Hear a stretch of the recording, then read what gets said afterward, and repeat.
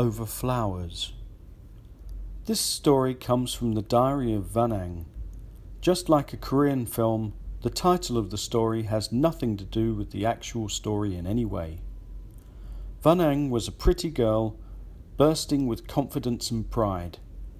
She loved learning at her wonderful English teacher Paul's school because he was so intelligent and handsome. Anyway, one day she won a competition to visit Korea, and she was over the moon with happiness at the thought of travelling to a wonderful new place. She didn't hesitate and packed her bags with haste.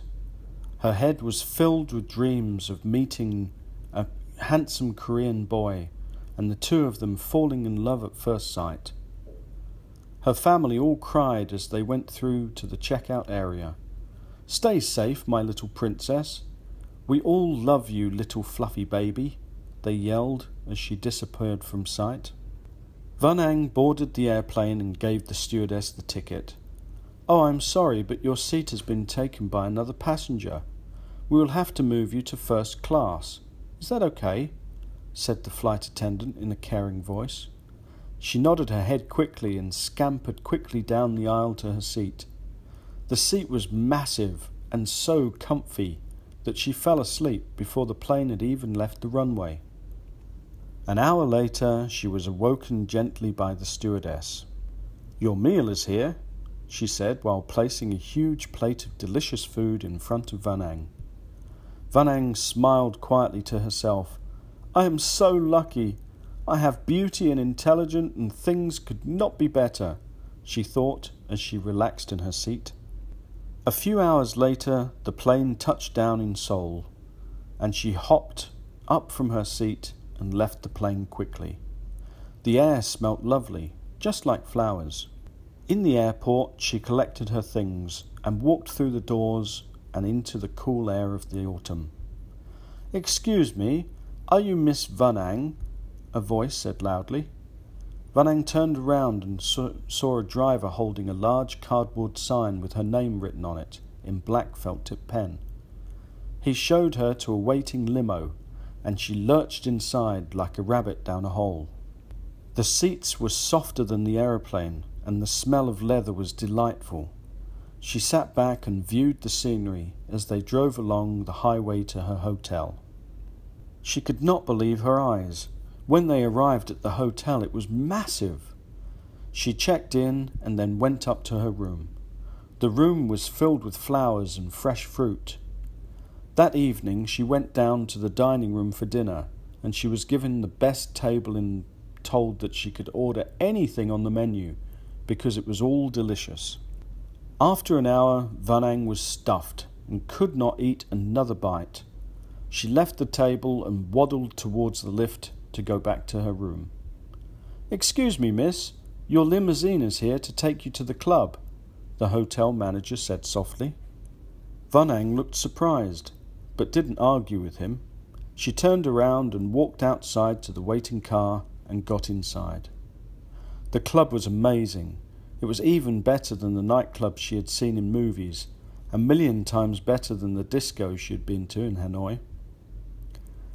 Everyone thought that she was much older than her age, and they kept offering her champagne and cocktails, but she refused them all before sitting down in a quiet corner of the club.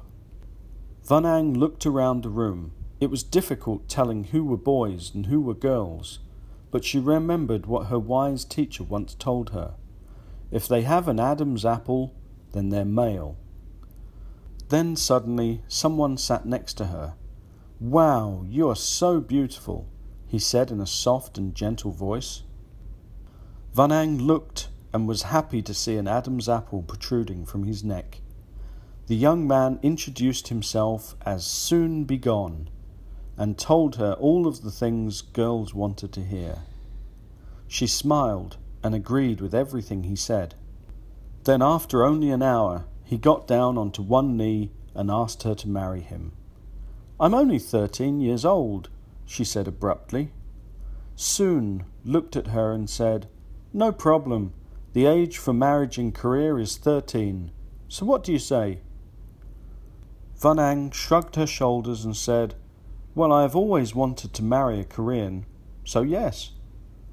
The boy smiled and held her tightly as they walked through to the next room. Inside the room was about 20 chairs and a podium at one end. "What are we doing in here?"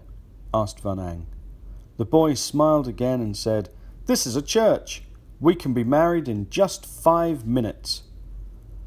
Vanang wanted her parents and family to see her special day, but she knew that they would not agree because of her age, and so the wedding continued. A few minutes later, she was Mrs. Soon Be Gone, and she had never felt happier.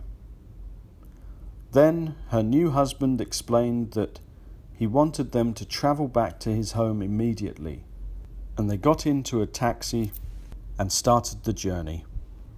Hours passed, and they were still driving. "Where do you live?" she asked. "Almost there," he answered in an excited voice. Then, to her horror, she saw her new home. It was a small wooden hut in the middle of a rice field. "Do you love it?" he asked in a happy voice.